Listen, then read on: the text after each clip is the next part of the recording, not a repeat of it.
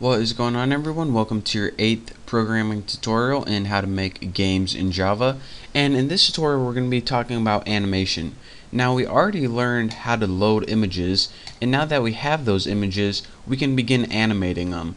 So the first thing we're going to do is kind of static animation, not really like moving things around on the screen, but taking a single image and animating it depending on different ways that the image looks. So for example, if I want to animate this face so it looked like a guy had his eyes open to a guy had his eyes closed, I would need to do some simple animation in Java. So here are my two faces, eyes open and eyes closed, and we're going to be swapping these images real quick to give the appearance of animation.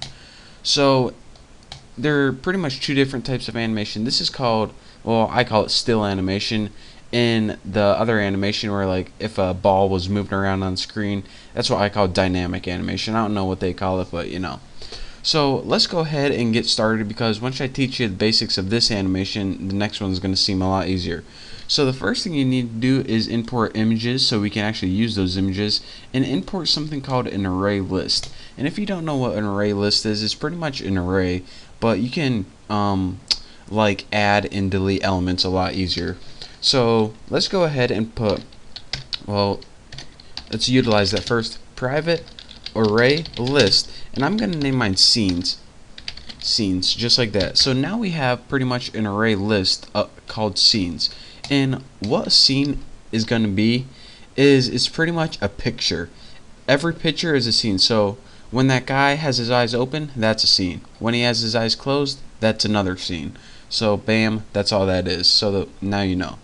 And what we need to do after this is make private int, and I'll name it scene index. Now each element in your array list has an index. That's just like an array pretty much. So in pretty much these are going to be the elements in this array list right here. So simple enough, easy enough so far. And now what we need is variables for two times. Private long movie time, and if you couldn't guess, this is going to be the actual time of your animation. We're going to keep track in this variable how long your animation has been running, and this is so we can test it against, you know, other stuff. But this is pretty much going to be the total time that your animation has been running, or your movie. And now let's go ahead and make private long total time. And this is just going to keep track of the total amount of time that's allowed your animation to play.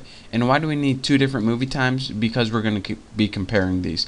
Pretty much where we're going to be saying, alright, if this movie time exceeds the total time, then we want our animation to start again, and we just don't want it to freeze. So that's why we need the two different variables right there. So now that we got a bunch of variables, let's go ahead and, well, let's go ahead and make our constructor first. So I'm going to name it private and whatever I name my class, animation, and let's go ahead and build constructor. Let me make sure I spelled that right. Yep. And the first thing we're going to want to do, since this constructor is going to be called as soon as we create our class or object, let's go ahead and just reset everything to 0. So put scenes, remember this array list right here, we'll set this equal to a new array list. And this, just to make sure if we had one before, we're starting everything afresh. So we're creating a brand new one. And take that total time and set this equal to 0 to begin with, because right now we didn't do anything to it. We're going to be doing it later on. And now, after all that, after you set everything to 0 or create it new, we're going to call a method called start later on. So this sets everything to 0, and this method later on is going to start our animation. And I know we didn't create it yet, but bear with me. And let me just add a comment right here, just because I usually add a comment. Constructor. I probably spelled it wrong, but too bad. I just like to add a little comment above each of my methods, not only to tell me what they do in case I forget, but also when you're scrolling down your code and you have a bunch of methods, you can easily see where the methods are. So, you know, just a nice little coding tip right there. And after this, let's go ahead and make a method to add a scene to the animation. So what we're going to do is name public synchronized, and what synchronized means in Java is you can only run this method at a time. So if we had a thread that was able to run two methods at once, we would only want to run this one, and then when this is done, we can run the other one instead of running at the same time. And if you're like, alright, Bucky, why would you not want to run two methods at the same time? It's stupid. You're making your program go slower.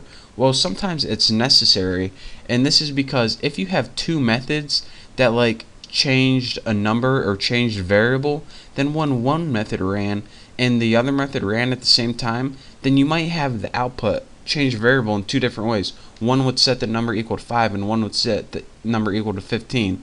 So if you have them synchronized, then you always know that they're going to wait for the other one. Then you have better control over your program. You'll see later on, but just name this method add scene, and this is going to take two parameters. Now we need two different pieces of information to add a scene to our animation or movie.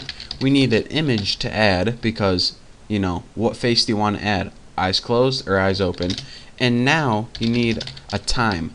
So once you say, alright, I'm going to add this image, the time is how long do you want the image to appear on that screen? 1 second, 1 hour? So for my first one, I'd put something like add scene face 1, since that's the name of my face with my eyes open, and I'll put something like 0.2 seconds. So bam. And now let's go ahead and change that total time variable. So total time plus equals t. And why am I doing this?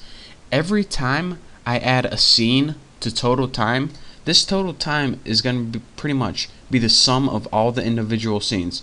So if I have 3 scenes for a second each, this total time is 3 seconds. So now we know our animation is only supposed to be 3 seconds long, and that way we can compare other times to it, and that way we have something steady to compare.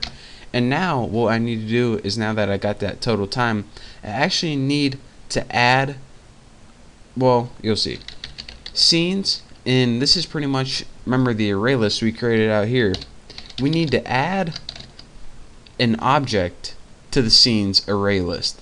Now let's go ahead and add that first argument. So what do we want to add to this special array list called scenes? Well, we're going to be creating, each scene is going to be its own object. We're going to be creating a whole different class and specifically to store these scenes. And I'm just going to name it one scene because each object is going to be only one scene. So again, one more time, each picture in essence is going to be an object, aka a scene. So this, we're going to build a constructor in this that takes two parameters: the image itself, what picture do you want to put, and the total time. So now with that, remember, we're going to build a class called oneScene later on, and this constructor is going to take the image and the total time, and we're going to be doing some stuff to it. But for right now, every time you call this method add scene, it's going to change the total time to the appropriate amount, and it's also going to add a new element to the scenes array list. So if I had 3 pictures in here, this scenes array list would have 3 elements in it, and also it would create a new object, and this is just so we can use it later on. But for now, let's just go ahead and add my comment. Add scene to array list and set time for each scene. So now that we got that set, and I'll change that to I, we're ready to move on to my next tutorial.